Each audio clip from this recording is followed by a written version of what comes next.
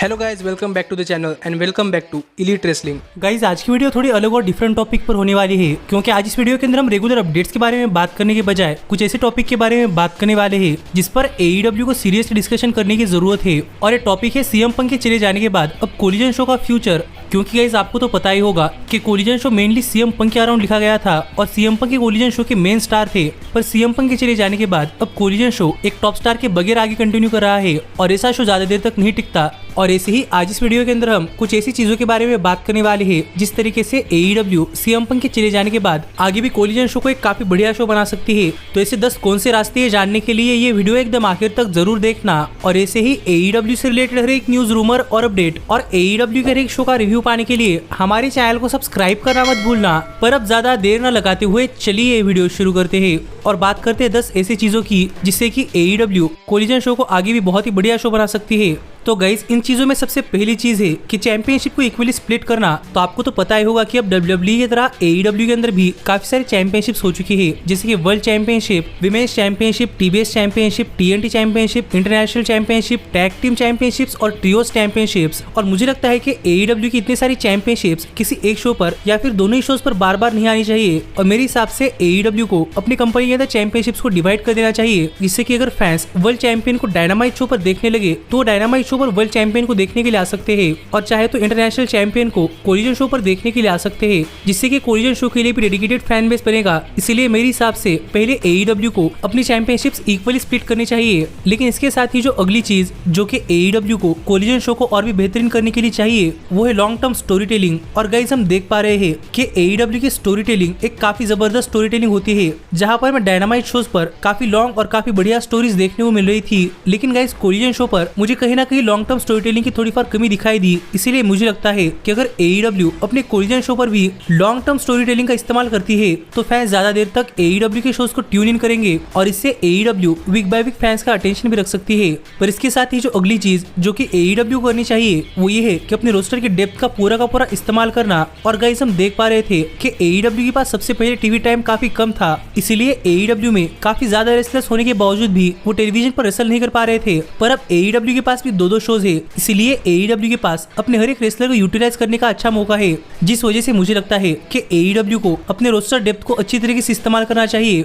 और काफी सारे नए फेसेस अपनी कंपनी पर लाने चाहिए, जिससे कि कोलिजन शो पर भी नए रेसलर्स को काम करने का मौका मिलेगा और इससे कोलिजन शो पर एक फ्रेशपना बना रहेगा। लेकिन इसके साथ ही जो अगली चीज जो कि AEW को कोलिजन शो के साथ करने की जरूरत है वो ये है कि शोज पर कुछ गिमिक मैचेस बुक करना। क्योंकि गाइस आपको तो पता ही होगा कि हमें वीक बाय वीक टेलीविजन पर नॉर्मल से ही मैचेस देखने को मिलते हैं, जो कि टैग टीम मैचेस होते हैं, 6 मैन टैग टीम होते हैं या फिर 1-on-1 होते हैं। पर इसके साथ ही मुझे लगता है कि अगर AEW अपने कोलिजन शो पर भी काफी बढ़िया गिमिक मैचेस बुक करेगी, जैसे कि स्टील केज मैच या फिर को स्ट्रैप मैच, तो ऐसे मैचेस AEW के कोलिजन शो की व्यूअरशिप बढ़ाने के लिए काफी मदद कर सकते हैं। इसीलिए मुझे लगता है कि AEW को अपने कोलिजन शो की ऑडियंस बढ़ाने के लिए अपने शो पर गिमिक मैचेस करवाने काफी जरूरी है। जिस पर आपका क्या कहना है आप मुझे कमेंट कर बताइए। लेकिन इसके साथ ही जो अगली चीज जो कि AEW को अपने कोलिजन शो पर करने की जरूरत है वो ये है कि अपने ब्रांड के अंदर एक हार्ड रोस्टर स्प्लिट करना। क्योंकि गाइज आप देख पाते हैं कि WWE के अंदर स्मैकडाउन और रॉ इन दोनों ही शोज के लिए अलग रोस्टर्स है और यहाँ पर अलग स्टोरी लाइन चलती है, जिससे कि फैंस दोनों शोज पर अलग अलग स्टोरी लाइन्स काफी अच्छी तरीके से फॉलो कर सकते हैं। पर अगर AEW एक ही स्टोरी लाइन दोनों शोज पर कंटिन्यू करेगी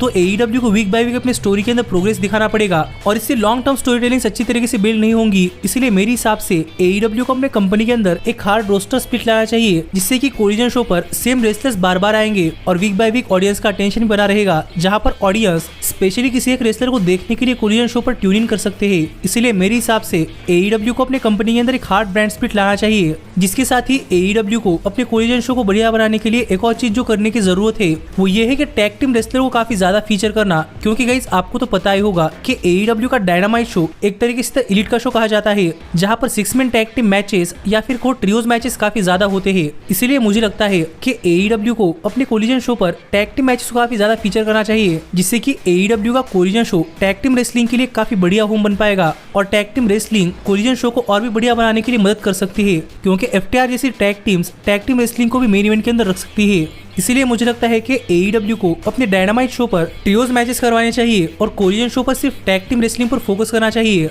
पर इसके साथ ही जो अगली चीज जो कि मेरे हिसाब से AEW को करने की जरूरत है वो ये है कि ओल्ड स्कूल रेसलिंग फैंस के लिए एक अल्टरनेटिव तैयार करना। और गाइस हम पहले ही AEW को WWE का अल्टरनेटिव कहते हैं, लेकिन मुझे लगता है कि AEW के अंदर भी खुद की डिफरेंट टेस्ट बन सकते हैं, जहां पर कुछ फैंस AEW की फास्ट पेस रेसलिंग देखना पसंद करते हैं तो कुछ फैंस AEW के अंदर भी ओल्ड स्कूल टाइप रेसलिंग देखना चाहते हैं। जहां पर मेरे हिसाब से अगर dynamite show fast pace wrestling पर फोकस करता है तो मेरे हिसाब से कोरियन शो को ओल्ड स्टाइल रेसलिंग पर फोकस करना चाहिए, मोर टेक्निकल, जिससे कि जो फैंस AEW की फास्ट पेस रेसलिंग देखना पसंद करते हैं वो डायनामाइट शो की तरफ आ सकते हैं, पर जो कोई ओल्ड स्कूल रेसलिंग के फैन है उन फैंस को कोरियन शो आसानी से अपनी तरफ अट्रैक्ट कर सकता है। पर इसके साथ ही मुझे लगता है कि जो अगली चीज जो कि AEW को अपने कोरियन शो को और भी बेहतर करने के लिए जरूरत है वो ये है कि हार्ड रोस्टर स्प्लिट के बाद कोरियन शो के लिए अपनी खुद की वर्ल्ड चैंपियनशिप लाना। इसीलिए मुझे लगता है कि AEW को इंटरनेशनल चैंपियनशिप को कोरियन शो की मेन चैंपियनशिप बना देना चाहिए, जिससे कि हमें कोरियन शो पर एक अलग से वर्ल्ड चैंपियन देखने को मिलेगा जो कि होगा इंटरनेशनल चैंपियन, यानी कि फिलहाल के केस के अंदर जॉन मॉक्सली।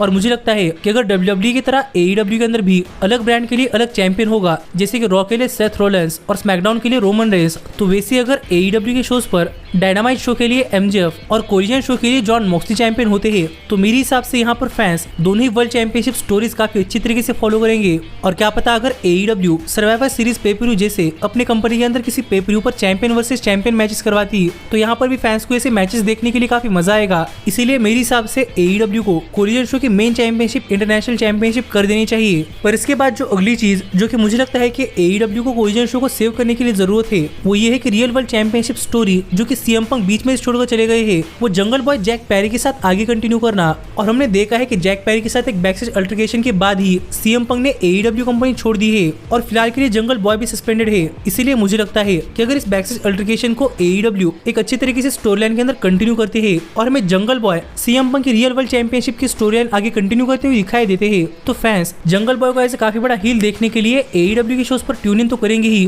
क्योंकि फैंस को भी जानना होगा कि CM Punk real world championship storyline के साथ आगे क्या होता है। इसीलिए मेरे हिसाब से जंगल बॉय को रियल वर्ल्ड चैंपियनशिप की स्टोरी लाइन आगे कंटिन्यू करनी चाहिए। लेकिन इसके बाद जो अगली और मेन चीज जो कि AEW को कोरियन शो को सेव करने के लिए करने की जरूरत है वो ये है कि ब्लैकपूल कॉम्बैट क्लब को कोरियन शो का मेन स्टार बना देना। क्योंकि गाइस हम देख रहे हैं कि एक तरफ कोरियन शो CM पंक के लिए बना गया था तो दूसरी तरफ डायनामाइट शो द एलिट के लिए, लेकिन अब CM पंक तो नहीं है तो क्यों ना यहाँ पर द एलिट जैसे ही AEW की अपनी खुद की एक काफी बड़ी फैक्शन यानी कि ब्लैकपूल कॉम्बैट क्लब को कोरियन शो का फेस बना दिया जाए, जिससे कि डायनामाइट शो पर द एलिट और कोरियन शो पर ब्लैकपूल कॉम्बैट क्लब ऐसे दो फैक्शंस इन दोनों ही ब्रांड्स के फेस के तौर पर हमें काफी बढ़िया काम करते हुए दिखाई दे सकते हैं और कोरियन शो की भी अपने आप के अंदर एक काफी अलग पहचान बनेगी। इसीलिए मुझे लगता है कि AEW को ब्लैकपूल कॉम्बैट क्लब को कोरियन शो का फेस बना देना चाहिए। और मेरे इतने कुछ सजेशंस थे, लेकिन आप मुझे कमेंट कर बताइए कि आपके हिसाब से और कौन सी चीजें हैं जो कि AEW को कोलिजन को इम्प्रूव करने के लिए करने की जरूरत है, या फिर इन सब चीजों पर आपका क्या कहना है। पर ऐसे ही AEW से रिलेटेड हर एक न्यूज, रूमर और अपडेट और AEW के हर एक शो का रिव्यू पाने के लिए हमारे चैनल को सब्सक्राइब करना मत भूलना।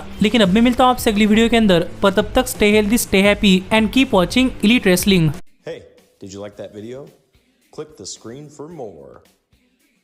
And where do you think you're going? Check out our official merchandise page and to support the entire cast. And thanks so much for being the elite. The elite, the elite. What, Nick, you're not going to sing it all with me this time?